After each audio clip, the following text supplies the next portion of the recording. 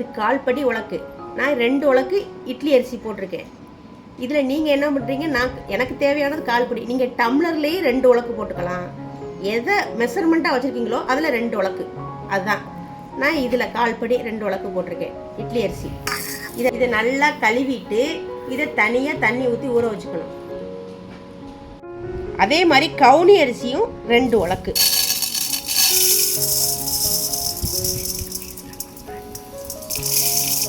இது 2 உலக்கு. ரெண்டுமே சமமாக எடுத்து வச்சுக்கணும். இட்லி அரிசியும் கவுனி அரிசியும் சமமாக எடுத்து வச்சுக்கணும்.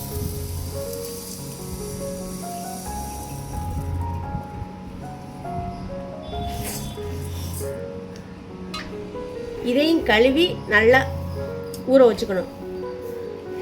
இதே தனியாக ஊற வச்சுக்கணும். 3 மணி நேரம் ஊற வச்சா போதும். நம்ம அரைக்கிறதுக்கும் இது பண்ணுறதுக்கும் அது கரெக்டாக வந்துருக்கணும் பக்குவம்.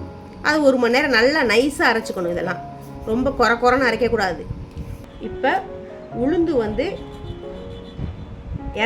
கிராம், அதாவது 1/4 கிலோ. இட்லி அரிசி மட்டும் இல்லை, இட்லி அரிசியும் கவுனி அரிசியும் 2 ஒன்றா போட்டிருக்கோம்ல, 500 கிராம், 1/2 கிலோ போட்டிருக்கோம்ல, அந்த 1/2 கிலோவுக்கு பாதியாக உளுந்து 1/4 கிலோ போடணும். இப்போ 100 கிராம் இந்த உலக்கு. இது 100 கிராம், 100, 200, இது 50 உலக்கு, 250 கிராம் சரியாக இருக்கும். இதை நம்ம கழுவிட்டு இதை ஊற வச்சிடணும். அதில் கொஞ்சோண்டு வெந்தயம் போட்டுக்கணும். கொஞ்சோண்டு வெந்தயம். இந்த வெந்தயத்தையும் இதில் ஊற போட்டுற வேண்டியதுதான்.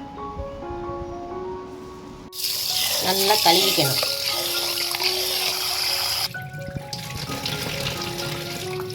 கழுவி தண்ணியை கீழே ஊற்றிடணும். ஒரு 4-5 தடவை கழுவணும். நல்லா கழுவினா தான் அந்த தண்ணி கொஞ்சம் அழுக்கு கலரில் இது போகும். இட்லி வெள்ளையாக இருக்கும். இது செய்கிறதெல்லாம் இளம் வயசு கல்யாணம் பண்ணவங்க எல்லாருக்கும், பெரியவங்களுக்குலாம் தெரிஞ்சிருக்கும். இது சின்ன வயசு பசங்களுக்கு தான் இதை சொல்கிற மெஷர்மெண்ட்டு. இப்போ கவுனி அரிசியை நல்லா கழுவிக்கணும்.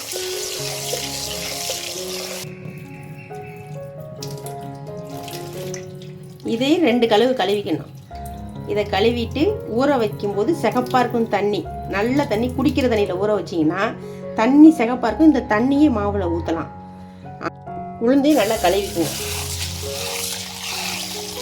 இது 3மே நல்லா ஊறிடுச்சு. இட்லி அரிசியும் ஊறிடுச்சு, கவுனி அரிசியும் ஊறிடுச்சு, உளுந்தும் ஊறிடுச்சு. நம்ம இப்போ உளுந்தை தான் ஃபஸ்ட்டு ஆட்ட போகிறோம். கிரைண்டரில் போட்டு நல்லா நைஸாக ஆட்ட போகிறோம்.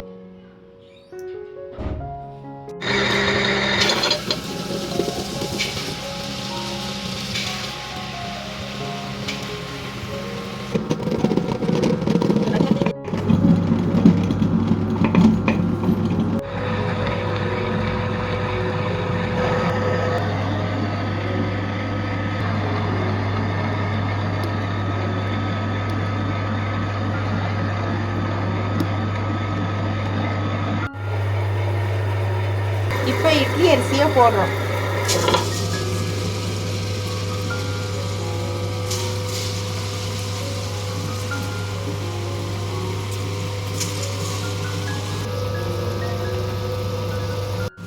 இப்போ இந்த கவுனி அரிசி தண்ணியை இந்த மாவுல ஊற்றலாம்.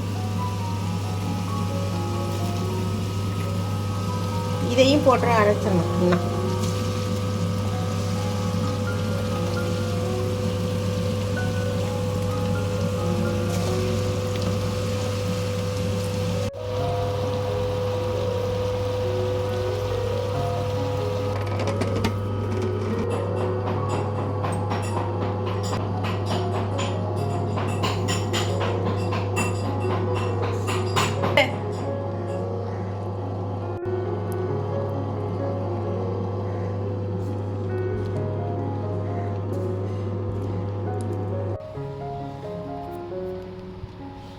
உப்பு போட்டுக்குங்க. தேவையான அளவு உப்பு போட்டுக்குங்க. நல்லா போட்டுட்டு இதை நல்லா மிக்ஸ் பண்ணிக்கணும்.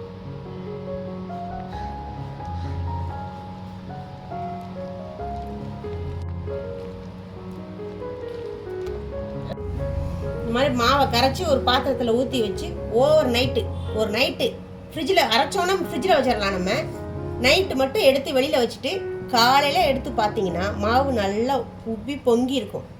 அதை எடுத்து நம்ம இட்லி ஊற்றலாம். இதில் சோடாப்பு கலக்கக்கூடாது. நான் எப்பயுமே இட்லி மாவு அரைச்சா சோடாப்பு கலக்க மாட்டேன். சோடாப்பு கலக்காமல் ஒரு நைட் எங்கள் அம்மா சொல்லி கொடுத்தது என்னென்னா, லைட்டாக இப்படி உதைக்கணும். இப்படி லைட்டாக உதைச்சா அது மாவு பொங்கிடும் அப்படின்னு எங்கள் அம்மா சொல்லுவாங்க. லைட்டாக தான் இப்படி உதச்சி பண்ணுவாங்க, அப்படி சொல்லிடுவாங்க. சொல்லிவிட்டு மாவு பொங்கிடும். அதை தான் இட்லி ஊற்றுவாங்க. மாவு பஞ்சு பஞ்சாக இருக்கும். ஆனால் சோடாப்பு கலக்கக்கூடாது. சோடாப்பு போட்டால் புண்ணாக்கிடும் வயிறை. எப்போயுமே மாவுக்கோ ஆப்பத்துக்கோ சோடாப்பு போடவே கூடாது.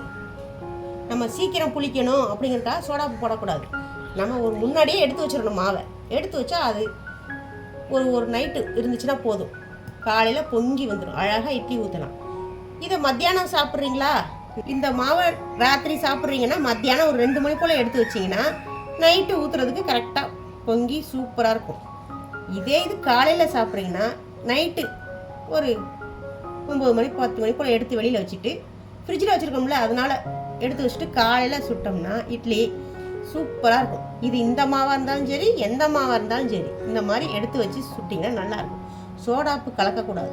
சோடாப்பு போடாமல் நான் எப்பயுமே இட்லி மாவு இப்படி தான் அரைப்பேன். எங்கள் ஊர் ஸ்டைல் இது, காரைக்குடி ஸ்பெஷல்.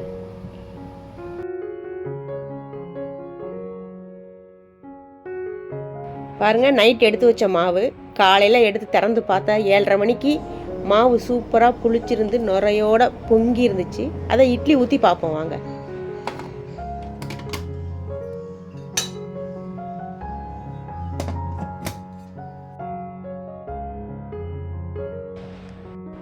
பாருங்கள், சூப்பராக இருக்குது. இட்லி வெந்து பர்பிள் கலரில் கலர்ஃபுல்லாக அழகாக இருந்துச்சு. அதை இட்லி எடுத்து அப்படியே சாஃப்டாக பஞ்சு பஞ்சாக இருந்துச்சு. எடுக்கும்போதே அவ்வளோ சாஃப்டாக இருந்துச்சு இட்லி.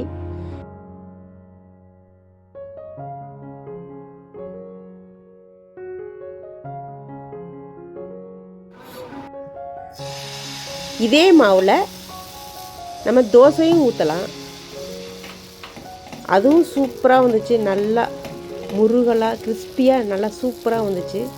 தோசை ஊற்றும்போது அவ்வளோ டேஸ்ட்டாகவும் இருந்துச்சு. சாப்பிடும்போது இட்லியோட தோசை டேஸ்ட்டாக இருந்துச்சு.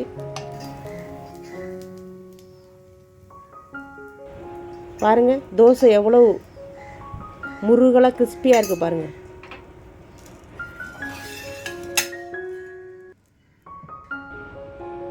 இதே மாவில் அப்புறம் பணியாரமும் ஊற்றலாம்.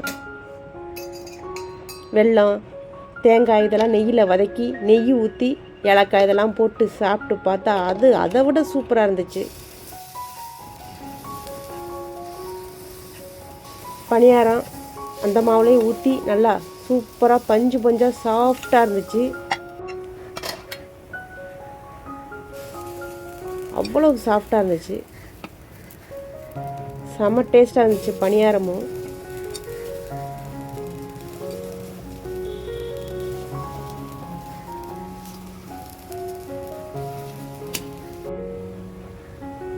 ஏன்னா கவுனி அரிசி அதை சாப்பிட்டா உடம்புக்கு அவ்வளோ நல்லது. நம்ம அப்பப்போ இதையும் இந்த மாதிரி வெள்ளை அரிசியே சாப்பிடக்கூடாது. கவுனி அரிசி எல்லா மாவும் உள்ள கலந்தது, சோளம், நாட்டுச்சோளம் இதெல்லாம் கலந்து இந்த மாதிரி செஞ்சு சாப்பிட்லாம். ஆனால் மெயின் வந்து கவுனி அரிசி உள்ளது சாப்பிட்றது அவ்வளோ உடம்புக்கு நல்லது. பாருங்கள் எவ்வளோ சாஃப்டாக இருக்குது பாருங்கள். பணியாரம் சூப்பராக இருந்துச்சு.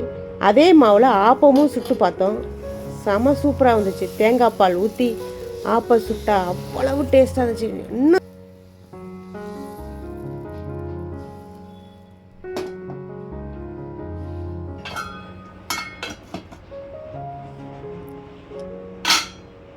அதுவும் சூப்பராக இருந்துச்சு. ஆப்பமும் சுடலாம். நல்லா அவ்வளோ அழகாக வந்துச்சு ஆப்பம்.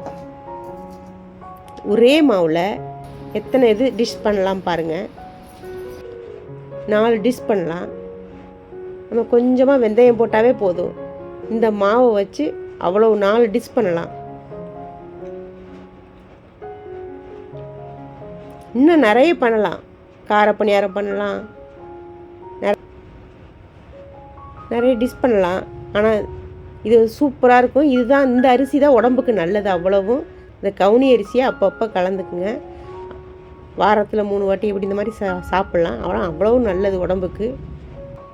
இந்த மாதிரி மாவை கரைச்சி வச்சுட்டு சுட்டா அவ்வளவு சூப்பராக இருக்கும். எல்லா டிஷ்ஷும் பண்ணலாம். வீட்டிலே அரைச்சி மாவு வாங்கி சாப்பிடுங்க, செஞ்சு சாப்பிடுங்க. அரைச்சி கடையில் வாங்க வேண்டாம், மாவு அரைச்சது வாங்க வேண்டாம். இந்த வீடியோ பிடிச்சிருந்துச்சுன்னா இந்த வீடியோவுக்கு ஒரு லைக் போட்டு நம்ம சேனலை சப்ஸ்கிரைப் பண்ணுங்கள். Thank you friends.